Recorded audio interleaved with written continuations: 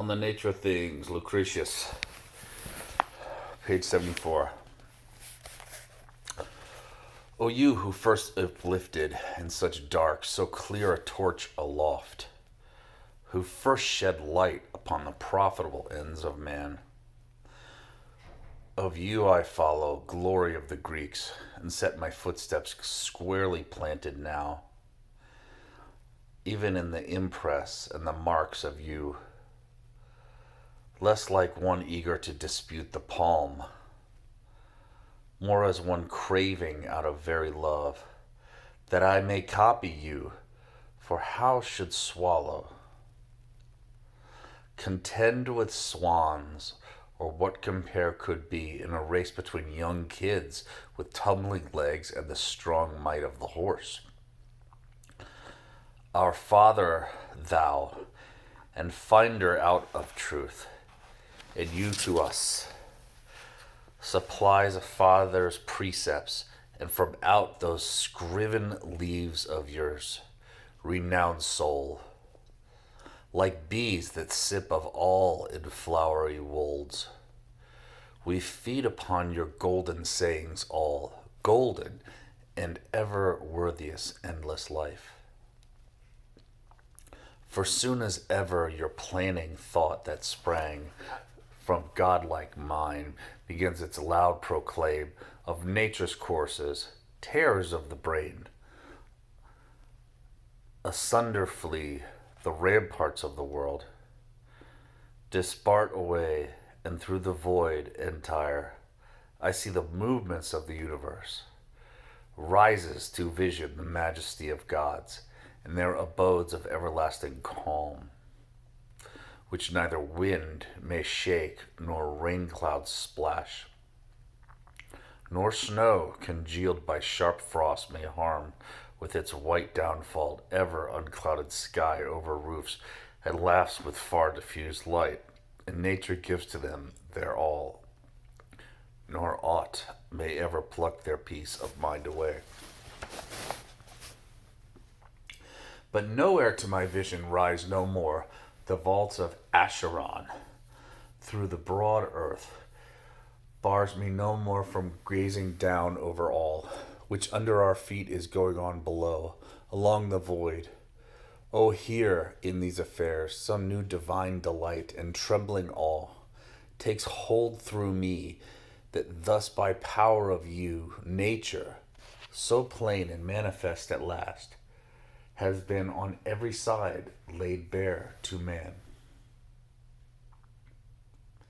And since I've taught already of what sort the seeds of all things are, and how distinct in divers forms they flit of its own accord, stirred with the motion everlasting on, and in what mode things be from them create. Now after such matters should my verse, meseems, make clear the nature of the mind and soul, and drive that dread of Acheron without, headlong, which so confounds our human life unto its depths, pouring over all that is the black of death, nor leaves not anything to prosper, a liquid and unsullied joy. For as to what men sometimes will affirm, that more than Tartarus, the realm of death, they fear diseases and a life of shame,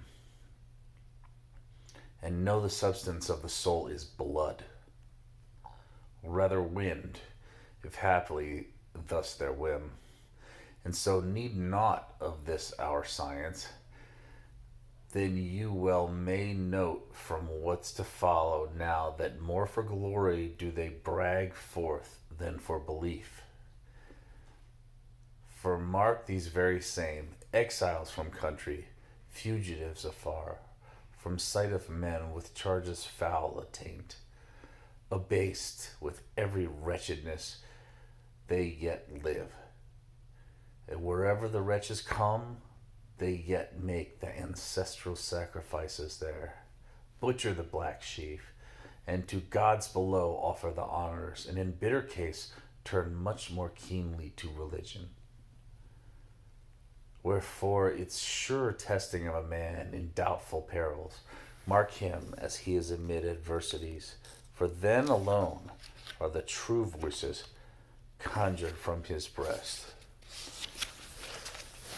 The mask oft stripped reality behind, and greed again, and the blind lust of honors, which force poor wretches past the bounds of law, and oft alleys and ministers of crime, to push through nights and days with hugest toil, to rise untrammeled to the peaks of power.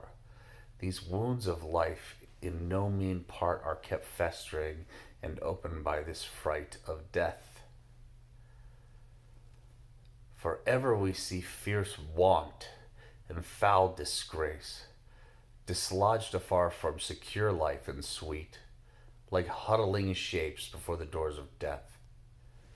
And while from these men wish to escape afar, driven by false terror, and afar removed, with civic blood of fortune they amass. They double their riches, greedy heapers up, of corpse on corpse. They have a cruel laugh for the sad burial of a brother born, and hatred and fear of tables of their kin. Likewise, through the same terror, envy oft makes them peak, because before their eyes that man is lordly, that man gazed upon who walks begirt with honor glorious, whilst they in filth and darkness roll around.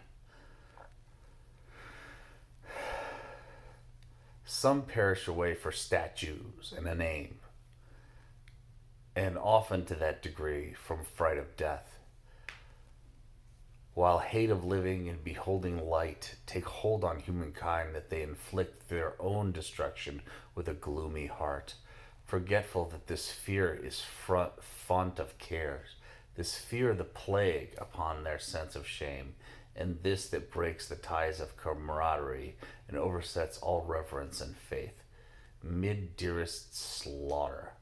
For long ere today, often were traitors to country and dear parents, through quest to shun the realms of Acheron.